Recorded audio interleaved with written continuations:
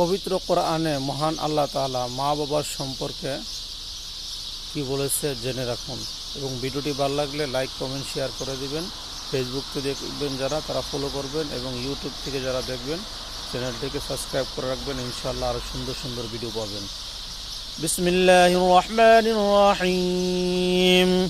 وَقَضَى رَبُّكَ أَلَّا تَعْبُدُوا إِلَّا إِيَّاهُ وَبِالْوَالِدَيْنِ إِحْسَانًا إِمَّا يَبْلُغَنَّ عِندَكَ الْكِبَرَ أَحَدُهُمَا أَوْ كِلَاهُمَا فَلَا تَقُل لَّهُمَا أُفٍّ وَلَا تَنْهَرْهُمَا وَقُل لَّهُمَا قَوْلًا كَرِيمًا।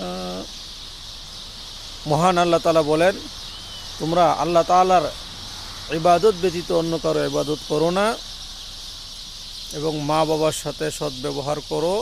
তোমার জীবদ্দশায় যদি তোমার মা অথবা বাবা অথবা দুইজনের একজন বার্ধক্য অবস্থায় উপনীত হয়, তাহলে তাদের সাথে তুমি সদ্ব্যবহার করো। তাদের সাথে এরকম ব্যবহার করো না যেন তারা উফ শব্দটা ব্যবহার করে, এবং তাদের সাথে নম্র ভাষায় ব্যবহার করো যেন তারা তোমার প্রতি সন্তুষ্টি লাভ করে।